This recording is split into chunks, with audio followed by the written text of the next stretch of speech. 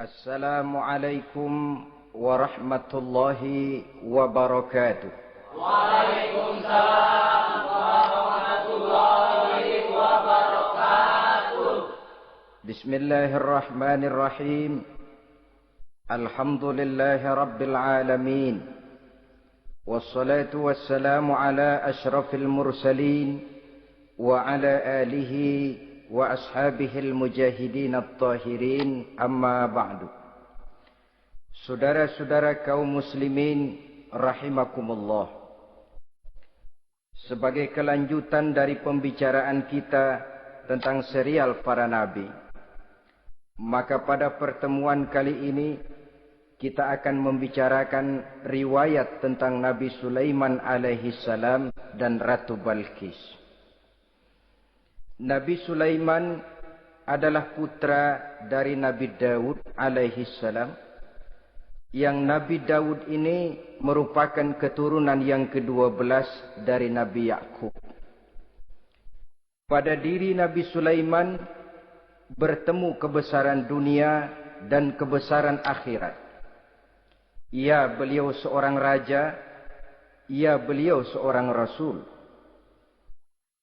Ya, beliau seorang pemimpin agama. Ya, juga beliau adalah seorang pemimpin negara. Alangkah idealnya memang jikalau ulama menjadi umara, atau jikalau umara adalah seorang ulama. Dengan posisinya sebagai ulama, maka nilai kepemimpinannya terpelihara dari segala macam bentuk penyelewengan. Dan dengan kedudukannya sebagai umara, dia akan lebih efektif memberikan komando kepada rakyatnya untuk hidup melaksanakan perintah-perintah Allah.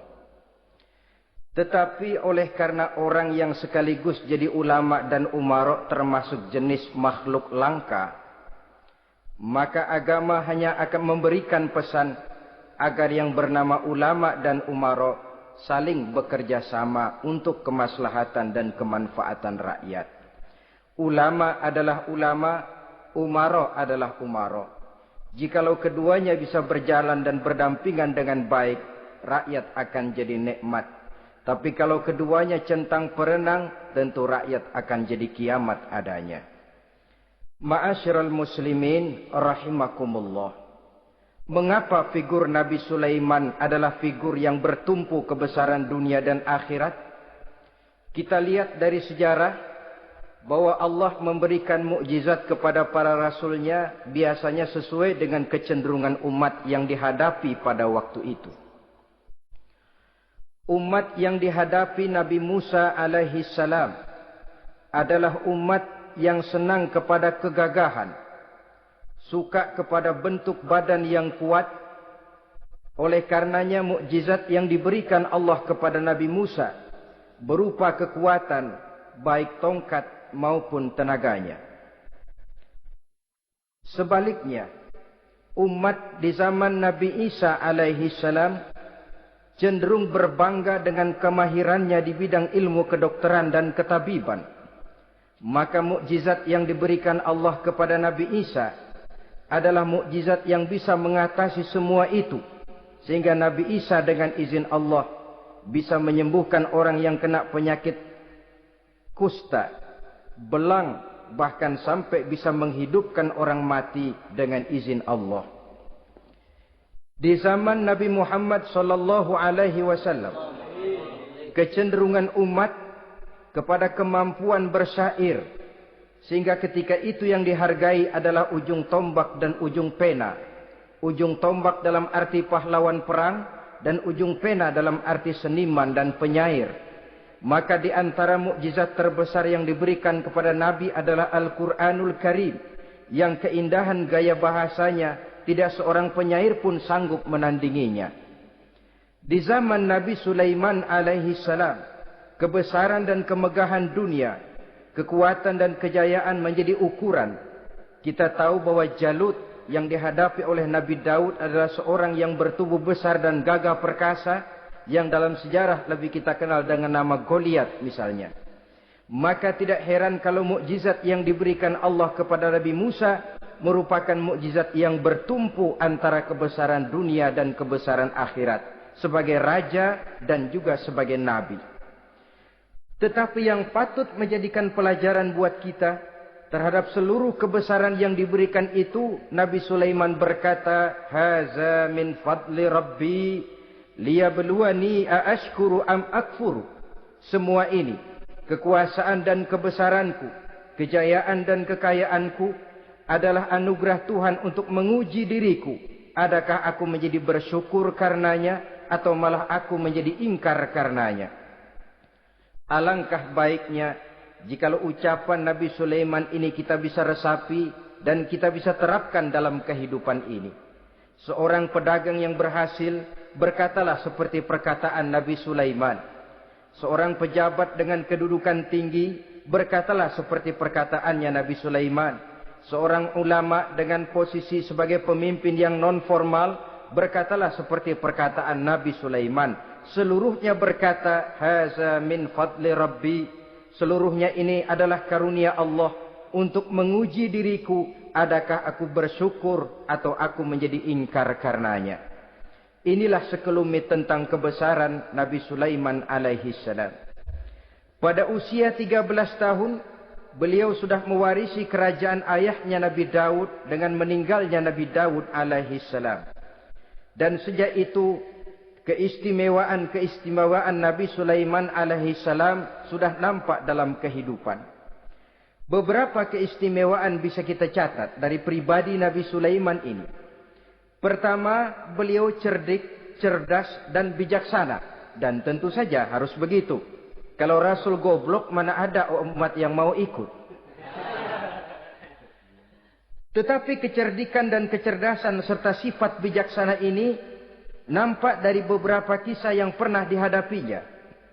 Pertama, di saat beliau berumur 11 tahun, ketika itu yang menjadi raja adalah ayahnya Nabi Daud, datang mengadu seorang petani bahwa sawah ladangnya, tanaman-tanaman yang ditanamnya habis dimakan oleh binatang ternak dari tetangga di sebelahnya.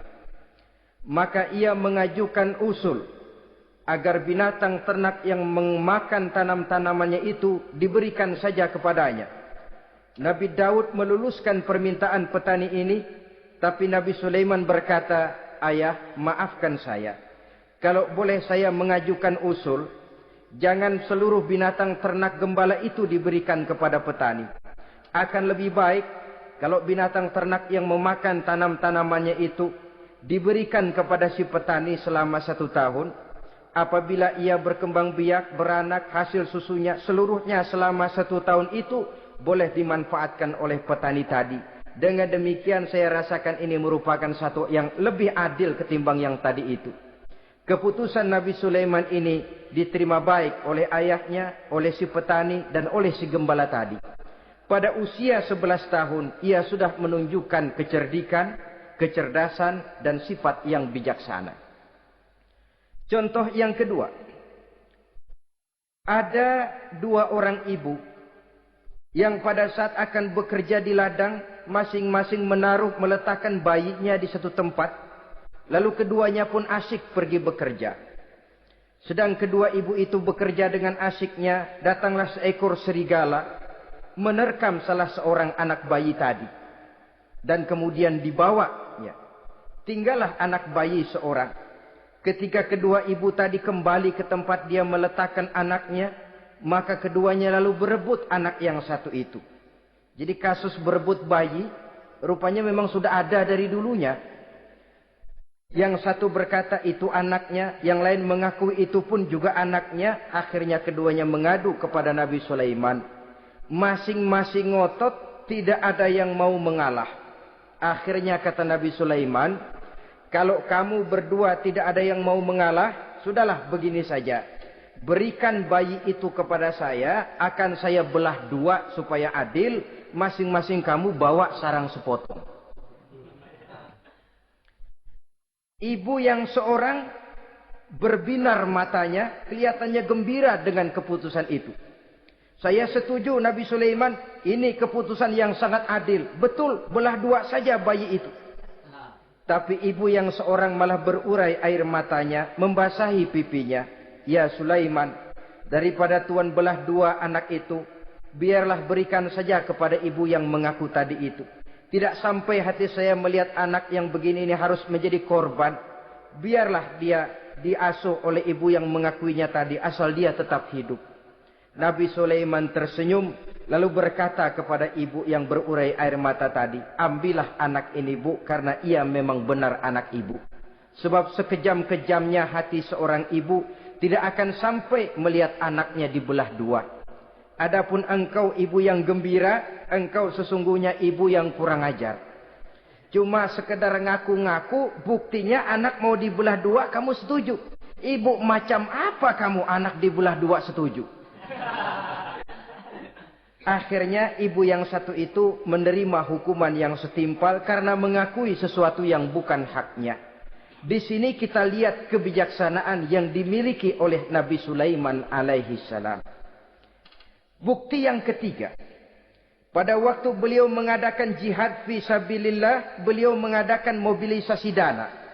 Tidak cuma manusia, binatang seluruhnya ikut memberikan sumbangan. Ketika datang gajah, gajah nyumbang kerbau. Datang kerbau, kerbau nyumbang kambing. Datang kambing, kambing nyumbang ayam. Datang ayam nyumbang burung. Datang burung nyumbang balang. Datang balang nyumbang semut. Gajah yang nyumbang kerbau ngelihat balang nyumbang semut ketawa. "Hei semut, balang, Nabi Sulaiman kamu berikan semut untuk apa kayak gitu kecilnya? Lihatin dong saya nyumbang kebo," kata gajah. Nabi Sulaiman tersenyum seraya bersabda, "Al-hadiyatu biqadril muhdi." Pemberian itu memang sesuai dengan kemampuan orang yang memberi. Kalau gajah nyumbang kerbau, itu wajar saja. Gajah besar, sumbangannya pun besar. Sebaliknya kalau balang nyumbang semut, itu juga memang pantas. Balang kecil, sumbangannya pun kecil. Yang tidak wajar kalau ada balang mau nyumbang kerbau, ada gajah nyumbang semut. Di sini kelihatan watak yang bijaksana dari Nabi Sulaiman alaihi salam. Ini merupakan ciri keistimewaannya. Setiap rasul dibekali dengan sifat ini yang namanya sifat fatonah. Cerdik, cerdas, dan bijaksana. Yang ini memang merupakan mukjizat. Kecerdasan seorang rasul tidak merupakan hasil sekolahan. Tapi merupakan bimbingan wahyu semata-mata. Dan ini yang tidak bisa ditandingi oleh manusia. Jadi jangan lalu ngambil dalih Rasul aja nggak sekolah pinter. Lalu ikut nggak sekolah. Ya goblok terus. Itu khususiat kok. Sifat yang namanya fatona itu merupakan bimbingan daripada wahyu. Adapun manusia, jikalau dia mau cerdik, jikalau dia mau cerdas, jikalau dia mau bijaksana, dia harus belajar. Dia lewat bangku sekolah, dia lewat teman bergaul, dia lewat bertanya kepada orang-orang pandai, atau autodidak dengan hidup banyak membaca dari kehidupan ini. Dengan demikian nilai kecerdikan, kecerdasan dan kebijaksanaannya akan bisa meningkat adanya. Ini keistimewaan pertama. Keistimewaan yang kedua, Nabi Sulaiman diberikan kekuasaan oleh Allah sehingga bisa menguasai angin, jin, bahkan juga mengerti segala macam bahasa binatang. Menguasai angin, beliau bisa menundukkan angin ribut dan memerintahkannya angin itu. Dalam surah Al-Anbiya ayat 81 kita temukan, "Wali Sulaiman ar-riha asifatan tajri bi amrihi ilal ardil lati barakna fiha." Dan bagi Sulaiman, ia mampu menundukkan angin ribut yang bertiup menurut perintahnya ke permukaan bumi yang kami berkahi di dalamnya. Menguasai angin, barangkali istilah sekarangnya, memahami betul meteorologi. Itu sebabnya mukjizat hanya diberikan kepada Rasul. Orang yang jiwanya sudah stabil. Coba kalau potongan kita diberikan keistimewaan bisa ngatur angin, Saban Sari main angin. Nggak boleh ada orang kita keselin. Kesel sama orang, undang angin, hantam saja. Maka mukjizat semacam ini hanya diberikan kepada orang yang jiwanya sudah stabil. Ada satu cerita, namanya juga cerita, tapi kebenarannya mendekati. Seorang wali di tanah Jawa sholat Jumat di Masjidil Haram di Mekah itu. Namanya wali kalau di Jawa kan pakai belangkon. Dia sembahyang di Masjidil Haram. Ini ada orang Arab usil, tumben ngelihat belangkon. Ini apa di tengah masjid? Dia tepak belangkon itu, miring di atas kepala. Begitu belangkonnya miring, tanah kayaknya ikut miring. Sehingga penduduk heran, ini apa tanah jadi miring begini? Lalu ada seorang wali juga yang alim dan mengerti, lihat-lihat di tengah Masjidil Haram ada belangkon miring di atas kepala. Jangan-jangan ini sebabnya ini. Dia samperin, dia dananin lagi tuh belangkon rata, tanah kelihatannya kayak rata lagi. Keistimewaan seperti ini pun hanya diberikan kepada orang yang jiwanya memang sudah stabil. Coba kayak kita diberikan keistimewaan kayak begitu, main belangkon melulu. Saudara-saudara kaum muslimin rahimakumullah. Juga bisa menguasai jin, memerintahkan jin, dan juga mengerti segala macam bahasa binatang. Kita bisa lihat dalam surah As-Saba ayat 12 misalnya. Demikian juga tentang mengerti bahasa binatang.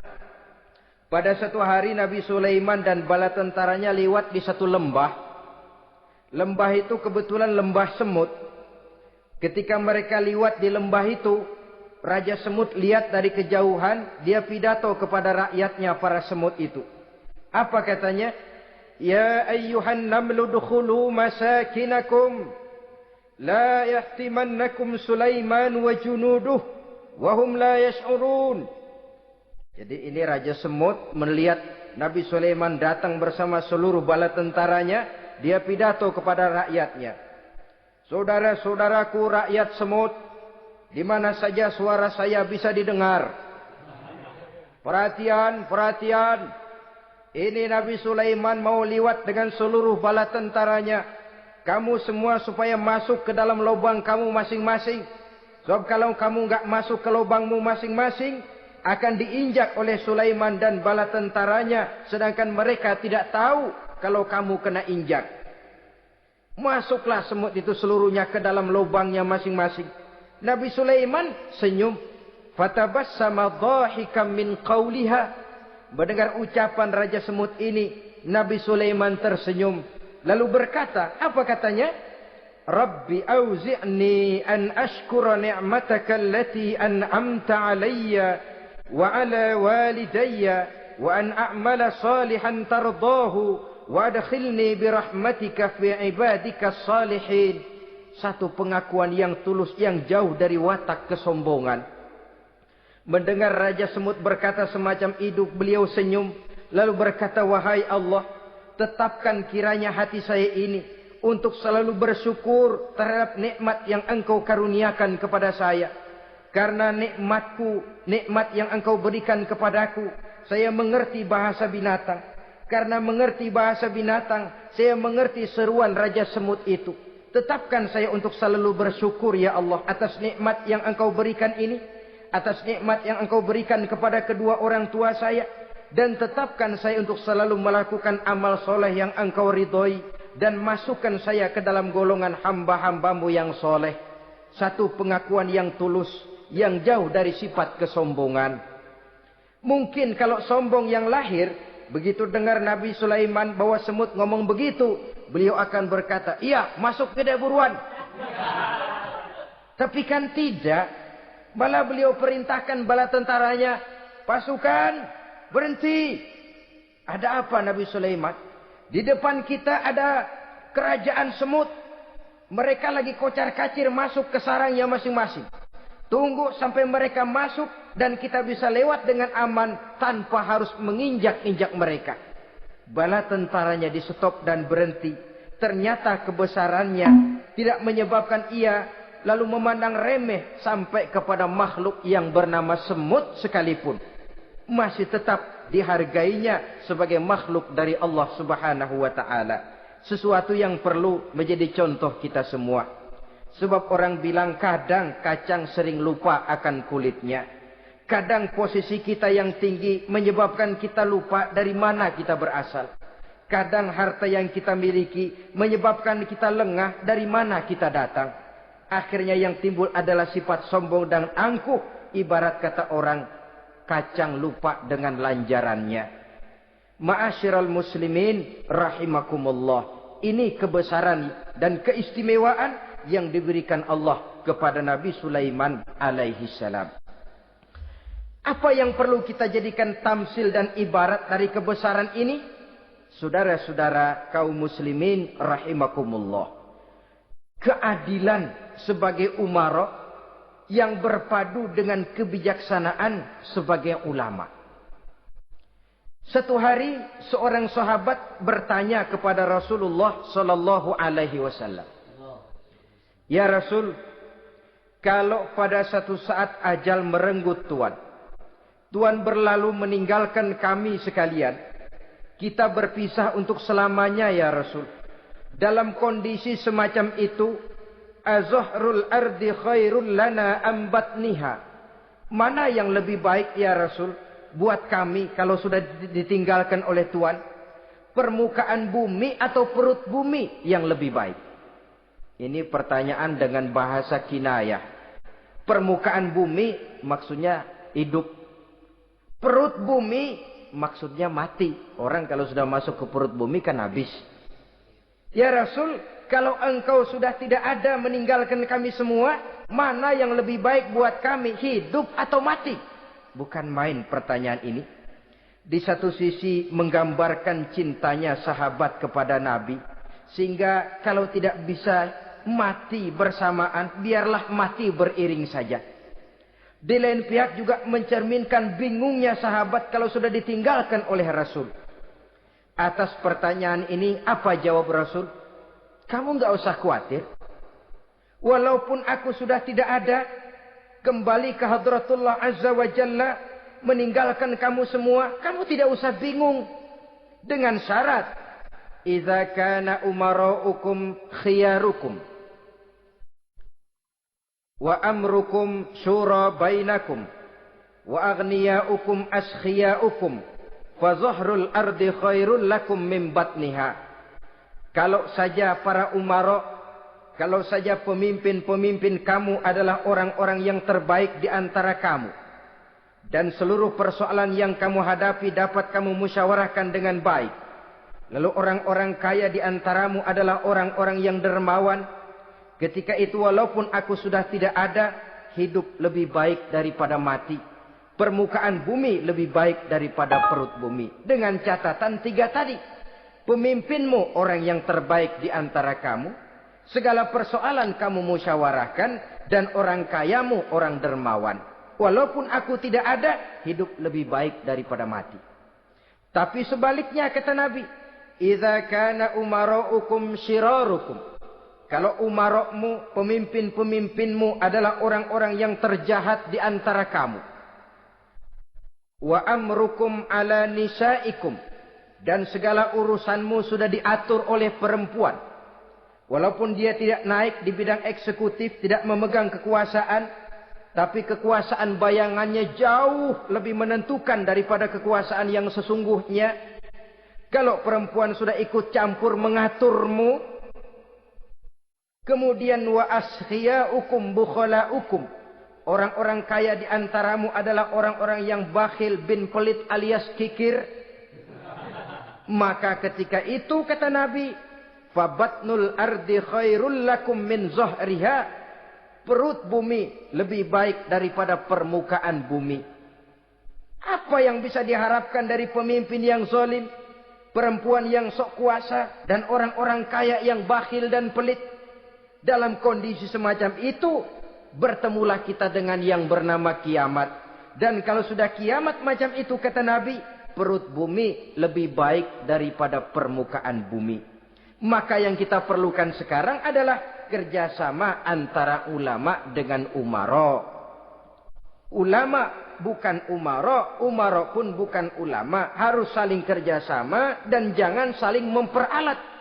Kerjasama menurut bidangnya masing-masing menjadi yang terbaik di bidangnya. Jangan sudah jadi kiai karena ingin berpartisipasi aktif lalu pindah jadi pemborong jembatan. Tidak sadar akan profesinya. Dan orang lalu tidak bisa berkata, apaan kiai mubalik bisanya cuma ngomong saja. Sekarang kan zaman pembangunan perlu karya nyata. Mana ada ustadz kiai mubalik bikin irigasi. Cuma pidato saja. Apa kemiskinan bisa diatasi dengan pidato? Ini juga orang tidak ngerti urusan. Wong Nabi saja ngajarin kok. Iza wusidal amru ila ghairi ahlihi fantaziri sa'ah. Yang kemudian diterjemahkan dalam manajemen modern. The right man on the right job. Bahwa persoalan harus diserahkan kepada orang yang memang ahlinya. Lah kalau kiai ngurus irigasi, apa nanti lurah mau ngajar fikih? Camatnya ngajar tafsir. Kacau jadinya. Makin ruwet jalur birokrasi, makin banyak orang meninggalkan profesi dan malah melaksanakan sesuatu yang bukan profesinya.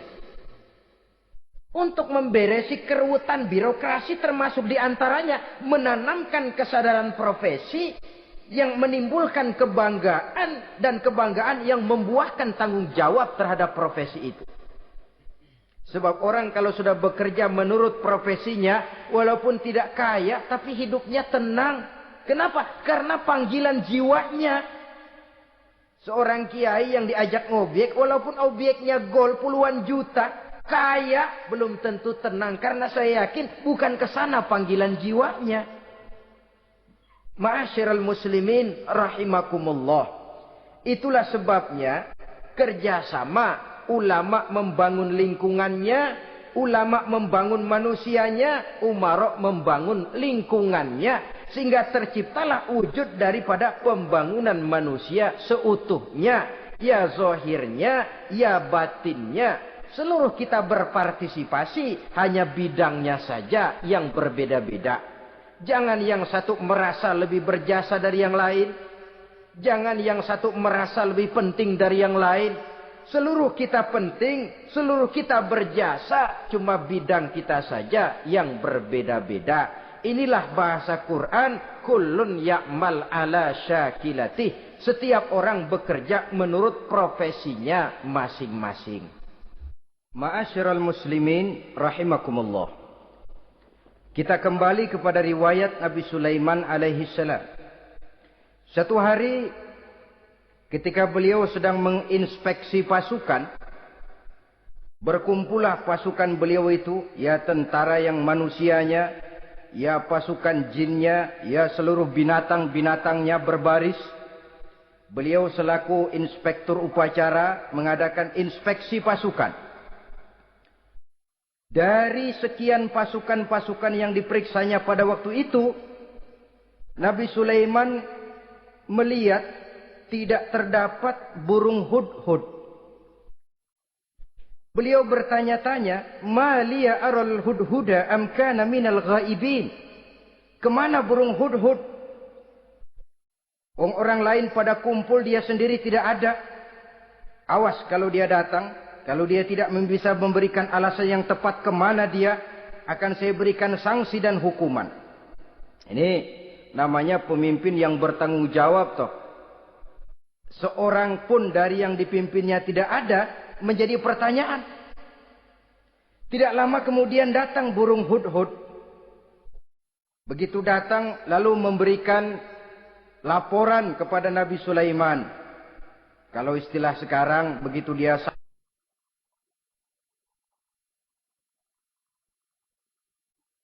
sampai berdiri hormat, lapor, kata hudhud ini.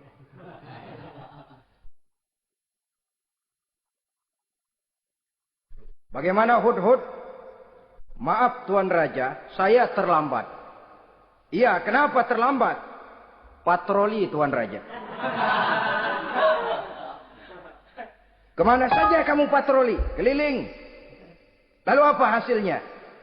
Inni wajadtu mar'atan tamlikuhum wa utiyat min kulli syai'in wa laha 'arsyun 'azim.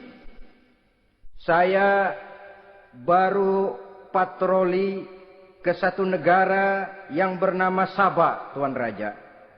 Sabah, saudara tahu Sabah? Di mana itu? Dekat ibu kota Yaman sekarang. Di sana Tuan Raja, kata Hudhud ini, wajadtu mra'atan tamlikuhum.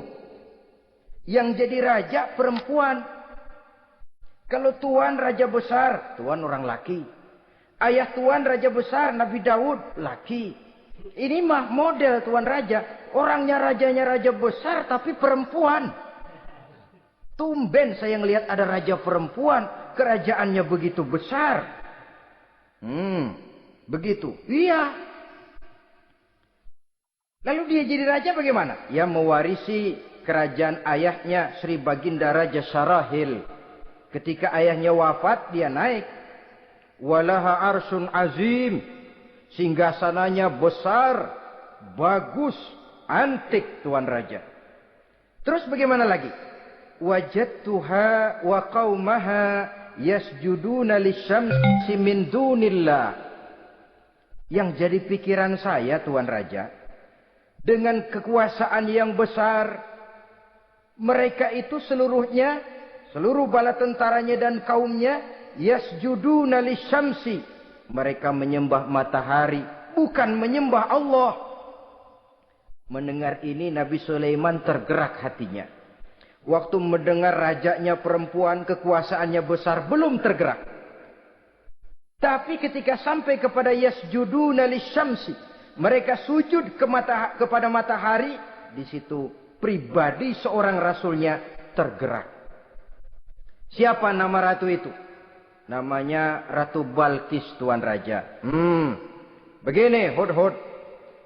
Laporan kamu saya terima.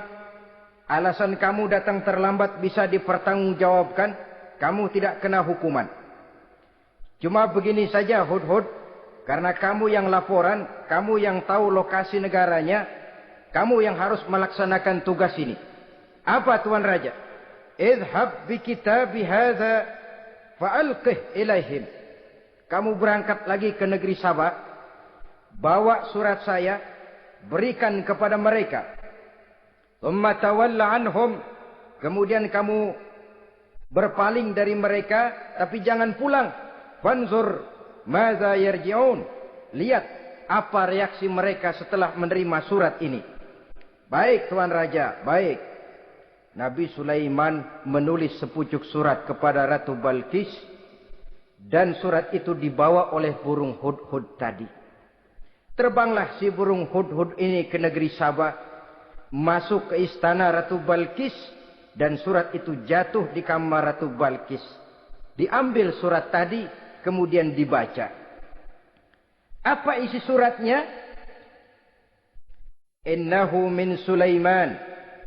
Wa innahu bismillahirrahmanirrahim. Alla ta'lu alayya. Wa'tuni muslimin.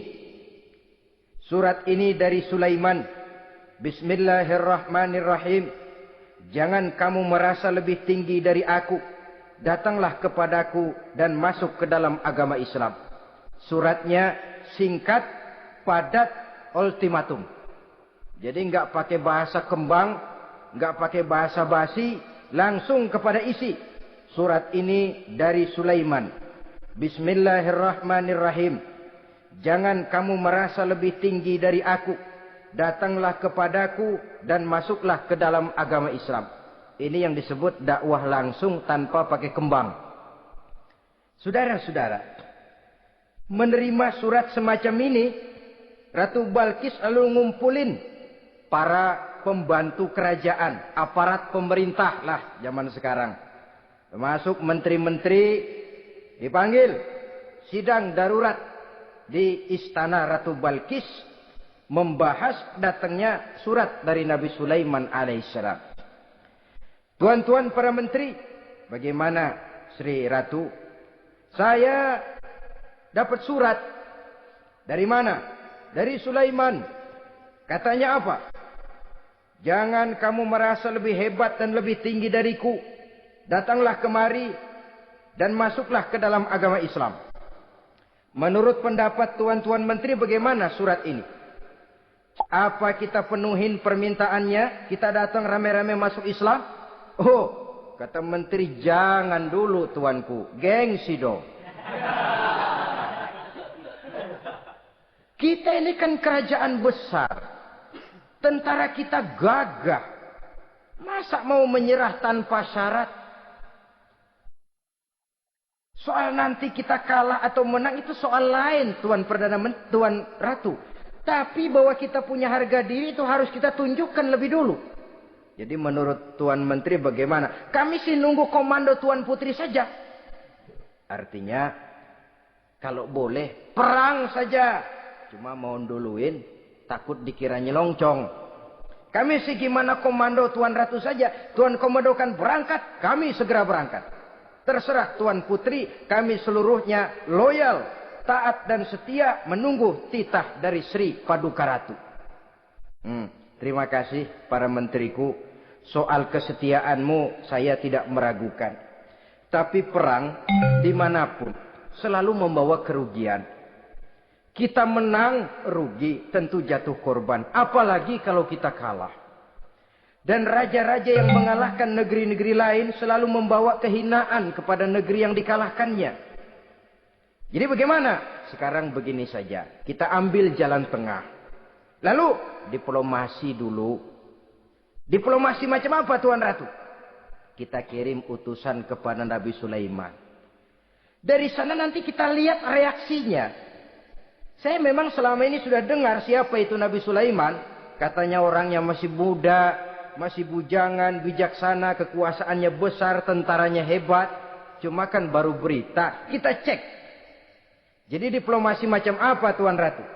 Kita kirim utusan kepada Raja Sulaiman. Kita bawakan hadiah-hadiahnya. Yang mahal-mahal, mewah-mewah, menarik. Pokoknya yang terbaik di negeri kita, berikan kepadanya.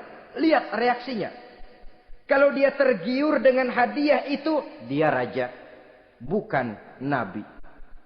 Tapi kalau dia menolak hadiah itu, dia memang nabi. Dan apa reaksi kita nanti tergantung sikap Nabi Sulaiman. Aha, kalau begitu setujulah Ratu. Itu memang bijaksana. Diplomasi dulu. Iya, jangan datang-datang main perang aja loh. Perang sih gampang. Tapi ini kan ada meja perundingan. Sepanjang masih kita bisa menempuh jalan damai, damai saja dulu. Baik, maka diaturlah satu barisan diplomasi untuk menuju Palestina, kerajaan Nabi Sulaiman alaihi salam. Rombongan terdiri dari 500 orang laki-laki dan 500 orang perempuan. Yang laki ganteng, yang perempuan cantik. Yang laki dikendarai dengan kuda-kuda pilihan. Dan yang perempuan dikendarai dengan keledai-keledai pilihan. Kuda dan keledai pun dihiasi begitu rupa. Pelanaknya yang terbagus dilapis dengan sutra. Sedangkan bawaan-bawaannya tidak lain daripada intan, berlian, mutiara, jamrud, yakut, kesturi. Yang dilapis dengan sutra tenun yang asli. Pendeknya hadiah yang serba wah. Dan rombongan ini dipimpin oleh seorang diplomat ulung dari negeri Sabah bernama Munzir bin Amru. Ini ahli diplomasi dari negeri Sabah. Dipesanlah oleh Ratu Balkis, kalau datang nanti kamu ke negeri Sulaiman, sikapmu harus begini, begini dan segala macam. Ditatar dulu. Sebab ini mau diplomasi tingkat tinggi. Baik, Sri Ratu. Nah, sudah mendengar perundingan ini, burung hudhud pulang ke negeri Nabi Sulaiman. Apel lagi, lapor Tuan Raja. Bagaimana hudhud? Sikapnya mereka akan mengutus utusan dengan membawa berbagai macam hadiah untuk datang ke negeri kita. Baik. Nabi Sulaiman kumpulkan tentaranya, terutama para jin. Hei tentaraku, khususnya kalian para jin, akan datang rombongan tamu besar ke negeri kita. Maka mulai saat ini saya komandokan, kamu bangun satu istana yang megah. yang belum pernah ada dalam waktu yang relatif singkat. Dan lantai daripada istana itu harus dilapisi dengan kaca-kaca tebal yang bening. Bawahnya diisi dengan air, diisi dengan ikan-ikan hias yang indah-indah. Baik Tuan Raja. Maka tentara Nabi Sulaiman sejak manusia sampai binatang sampai jin, semuanya kerja bakti membangun istana yang megah. Sehingga sebelum rombongan kerajaan Sabah ini sampai, istana sudah selesai. Mereka masuk ke dalam istana Nabi Sulaiman. Begitu melihat lantainya gemerlapan air, masing-masing pada ngangkat kain. Takut kainnya basah. Waduh, ini istana kebanjiran begini pikiran. Kata Nabi Sulaiman, nggak usah diangkat kainnya, nggak usah. Ini dilapis kaca, cuma bawahnya memang kolam. Kolamnya berisi ikan. Oh, bengong. Bengong. Bengong aja pada melongo mulutnya. Saudara-saudara, jadi persis orang yang tinggal di puncak gunung datang ke tengah-tengah kota. Kan noraknya minta ampun.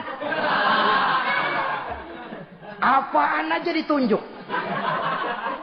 Apaan aja dilihat, apaan aja ditunjuk. Ini ya, itu ya, wah. Wah, sudah semuanya serba wah. Jadi kalau istilah tingkat diplomasinya, mereka sudah kalah mental. Dan itu sudah kemenangan pertama dari Nabi Sulaiman. Sudah shock. Mereka merasa negeri Sabah kaya, luar biasa, hebat. Begitu datang ke negeri Sulaiman, mereka jadi orang norak kayaknya. Sudah kumpul, nah selamat datang tuan-tuan ke negeri kami. Ada pesan apa? Majulah Munzir bin Amru. Tuan Sulaiman, bagaimana? Kami diutus oleh Sri Baginda Ratu Balkis untuk menyampaikan hadiah-hadiah yang kami bawa ini. Intan, berlian, yakut, jamrud, kesturi, dan barang-barang mahal lainnya. Mudah-mudahan Tuan bisa menerima dengan senang hati. Nabi Sulaiman tersenyum. Lalu beliau berkata, Atumiddunani bimalin, fama atani Allahu khairun mimma atakum. Kamu mau memberikan saya seluruh hadiah-hadiah permata intan ini? Padahal apa yang telah diberikan Allah kepada saya jauh lebih baik dari apa yang telah diberikannya kepadamu. Kamu merasa bahwa saya kekurangan semua ini? Ketahuilah tuan-tuan, saya punya lebih banyak dari apa yang tuan-tuan berikan sekarang ini. Irja' ilaihim, bawa pulang kembali seluruh hadiah ini. Sampaikan salam saya kepada ratumu, Ratu Balkis. Falanatiyannahum bijunudin la qibala lahum biha. Kalau mereka tetap tidak mau datang menyatakan keislaman, kami yang akan datang ke sana dengan seluruh bala tentara kami yang mereka pasti tidak akan sanggup menghadapinya. Saudara bisa baca dalam surah An-Naml ayat 36. Saudara hadirin ma'asyiral muslimin rahimakumullah. Kalau orang sudah silau dengan yang namanya upeti, hadiah, harta, secara mental dia sudah jatuh. Andai kata ketika itu Nabi Sulaiman menerima seluruh hadiah tadi, maka misi kerasulannya tidak akan jalan. Wibawanya hancur. Dan dia tidak akan sanggup lagi mendakwahkan Ratu Balkis untuk masuk ke dalam agama Islam. Dia akan jadi cemoohan di negeri Sabah. Sulaiman ngomong aja dikasih hadiah telap. Nah, ternyata ada yang lebih mahal dari harta. Ada yang lebih mahal dari intan dan mutiara. Ada yang lebih mahal dari pangkat dan kedudukan. Apa dia? Harga diri. Dan itu yang langka sekarang ini. Lebih baik jalan kaki tapi kita bebas mendongakkan kepala kemanapun kita mau. Daripada naik mobil empuk tapi mata nunduk saja nggak berani lihat ke atas. Kehilangan harga diri. Ulama yang kehilangan harga diri akan menyelewengkan ayat. Pejabat yang kehilangan harga diri akan melakukan segala macam penyelewengan. Dan lain sebagainya. Harga diri sesuatu yang mahal. Terutama di kota-kota besar, kota-kota yang menyandang gelar metropolitan, biasanya harga diri ini sudah tidak dihiraukan orang lagi. Cuma untuk uang yang relatif kecil, cuma untuk kedudukan yang temporer, orang tidak segan-segan mengorbankan sesuatu yang paling mahal yang bernama harga diri. Akhirnya suap merajalela, sogok menjadi-jadi, semir pun menjamur. Bahkan malah kadang-kadang jadi target. Sehingga ada pernah berita jabatan wakil gubernur katanya dikomersilkan. Siapa yang bisa memberikan sekian puluh juta dia akan naik. Ini kalau sudah begini ya salam. Orang itu kalau memperoleh satu jabatan karena mengeluarkan banyak uang. Percayalah saudara, begitu dia naik ke jabatan itu, langkah pertama yang dia lakukan, bagaimana supaya uangnya bisa kembali. Bukan bagaimana bekerja sebaik-baiknya. Bukan bagaimana mensejahterakan rakyat sebaik-baiknya. Karena dia merasa naik jabatan banyak mengeluarkan uang, setelah dia naik, gimana supaya pulang modal dulu. Lebihnya kalau ada, baru bekerja buat rakyat. Itu pun kalau nggak keburu pensiun. Kadang-kadang malah lebih celaka lagi kalau sudah mau pensiun baru bikin pemutihan. Wah saya baru rajin iktikaf di masjid, pergi haji. Kenapa? Udah pensiun.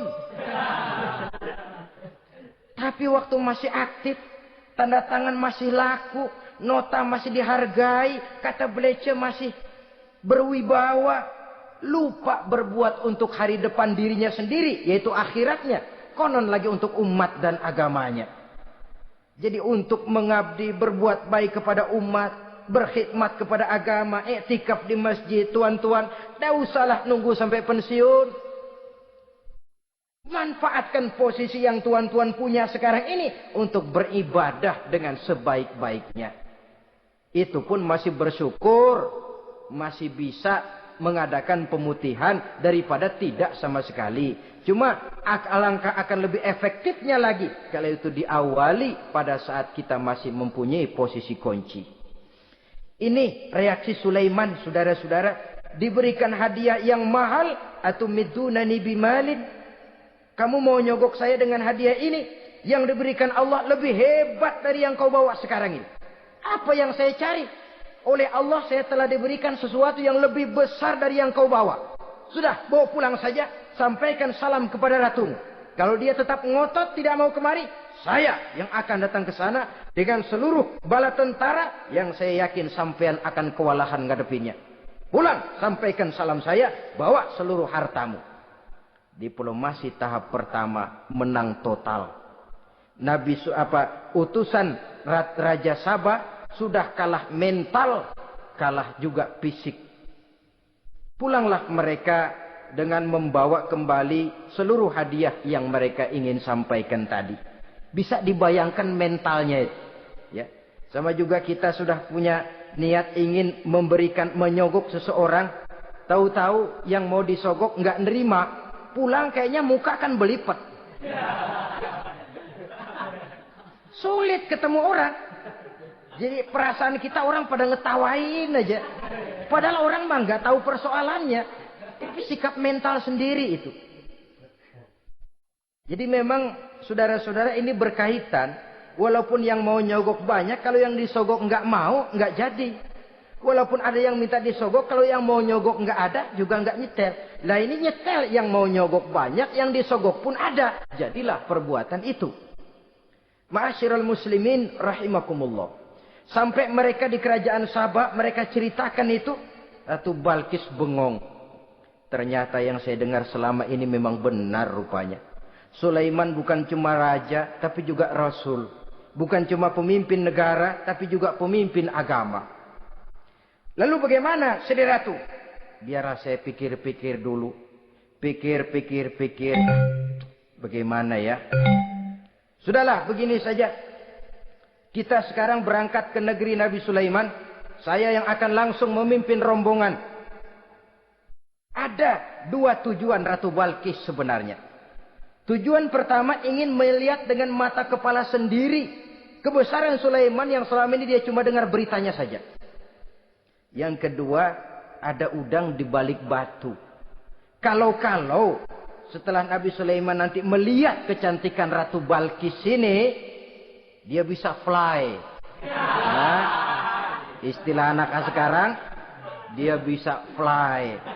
Nah, siapa tahu kan karena kecantikannya Nabi Sulaiman lalu jatuh hati dan Dewi Amor pun bicara. Nanti bila mata bertemu mata, bibir ikut senyum, hati berdetak.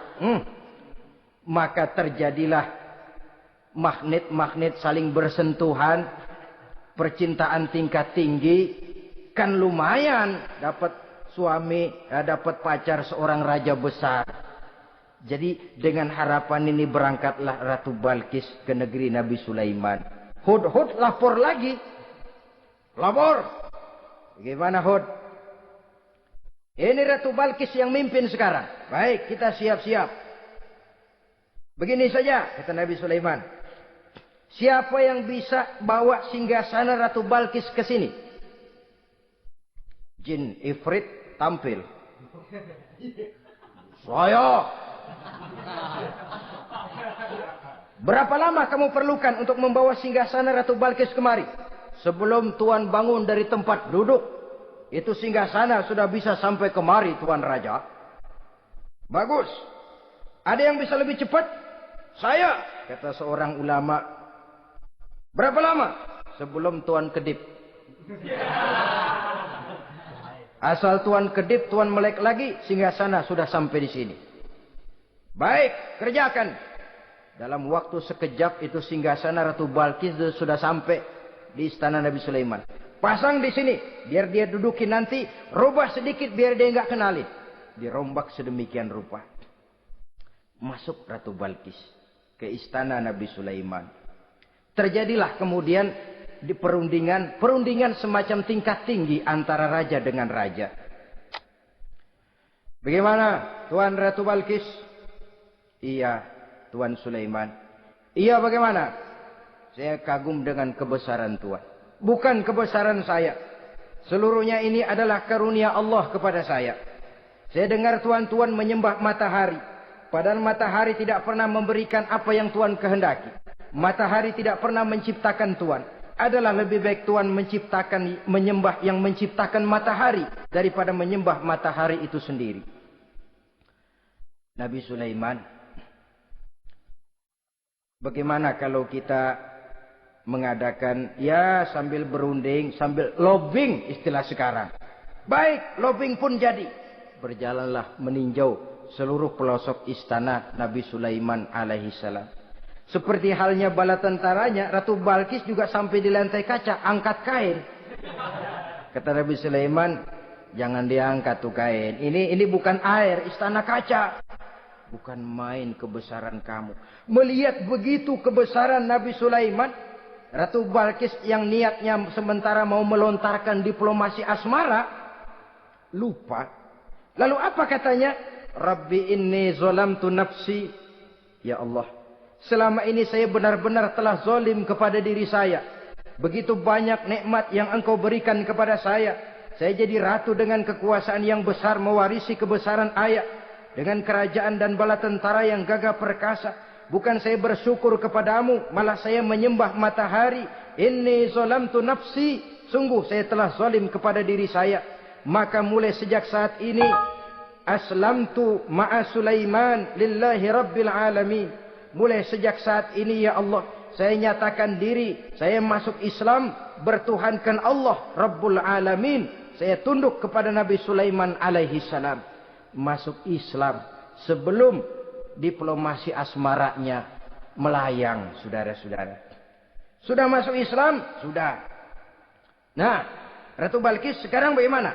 Ya Nabi Sulaiman, Kalau saya masuk Islam, apakah kerajaan saya akan tunduk dan diatur oleh kerajaan Tuhan? Tidak. Kamu persilakan pulang ke kerajaanmu. Atur negerimu menurut cara yang kamu mau, asal sesuai dengan perintah Allah. Saya bukan penjajah. Saya cuma mengajak kamu ke dalam Islam. Saya tidak ingin meluaskan wilayah saya. Asal kamu sudah masuk Islam, tugas sudah saya jalankan. Perkara kerajaanmu, kau pulang, kau atur dan kau tetap jadi raja. Jangan merasa kalau sudah masuk Islam lalu kerajaanmu saya caplok. Islam bukan penjajah Ratu Balkis. Baiklah Nabi Sulaiman, saya tahu. Tapi untuk melanggengkan kerjasama antara kerajaan Sabak dengan kerajaan Tuhan, caranya bagaimana? Mulai ngojok-ngojok. Dia nggak bilang lu demen aja deh sama gue. Enggak. Cuma untuk jangka panjang. Jangka panjangnya Sulaiman. Supaya kita tetap bisa kerjasama, caranya bagaimana? Ya supaya kerajaan berumur panjang, kau harus punya keturunan. Kata Nabi Sulaiman. Itu kan berarti saya harus nikah. Memang. Tapi saya ratu. Suami saya kan paling kurang juga harus maharaja, sahansah. Ya sebenarnya sih cuma dia nggak bilang aja. Di kerajaan gue nggak ada yang setimpal. Gue maunya sama elo. Itu kalau bahasa kita. Cuma ini kan bahasa perempuan. Perempuan kan paling pintar nahan perasaan. Nggak kayak orang laki. Orang laki kalau lagi mabok cinta teler. Sama siapa aja dia cerita. Gue kan lagi demen sama si Ano. Lain sama perempuan, dia paling bisa jaga perasaan. Saya kalau begitu, saya harus kawin dengan maharaja. Ya kamu tinggal pilih saja, kata Nabi Sulaiman. Nabi Sulaiman, ini Perdana Menteri udah pada mesem-mesem, udah paham ke arah mana maksudnya. Bagaimana kalau kita kukuhkan saja dua kerajaan ini, Nabi Sulaiman? Saya pun setuju kalau itu kamu punya mau. Wah ini Perdana Menteri takbir semua. Allahu Akbar. Alhamdulillah. Alhamdulillah. Sampai akhirnya Nabi Sulaiman pun menikah dengan Ratu Balkis. Bergabunglah dua kerajaan besar itu. Saudara-saudara kaum muslimin rahimakumullah. Kemudian setelah bertahun Nabi Sulaiman wafat. Tidak seorang pun tahu karena beliau wafat sedang pegangan tongkat. Ketika tongkat dimakanin rayap, rapuh, baru beliau jatuh. Orang tahu kalau Nabi Sulaiman sudah wafat. Menurut riwayat, beliau wafat itu sedang sholat. Karena sholat Nabi Sulaiman cuma diri saja. Tidak pakai ruku dan sujud. Menurut riwayat lain, beliau sedang memandori jin dan tentaranya yang sedang kerja. Begitulah wafat beliau. Kita bisa baca dalam surah Saba ayat ke-14. Setelah beliau wafat, Palestina diserbu oleh Raja Bukhtanasor atau Raja Nebukadnezar. Seluruh kebesaran Sulaiman di bumi hanguskan. Istananya dihancurkan. Intan permata dan kekayaan beliau dirampok. Dan tinggallah kebesaran Sulaiman cuma legenda saja. Yang kita kenal dengan istilah Haikal Sulaiman. Legenda. Riwayat-riwayat yang sampai sekarang ini masih bisa kita telusuri kebenarannya. Saudara-saudara, inilah pertemuan yang singkat ini. Walaupun serba singkat, mudah-mudahan ada manfaatnya. Dengan kesimpulan, seluruh anugerah yang ada pada kita hakikatnya karunia Allah. Marilah kita menjadi orang yang pandai bersyukur atas anugerah itu. Terima kasih atas segala perhatian. Mohon maaf atas segala kekurangan. Usikum wa nafsi bitaqwallah. Wassalamualaikum warahmatullahi wabarakatuh.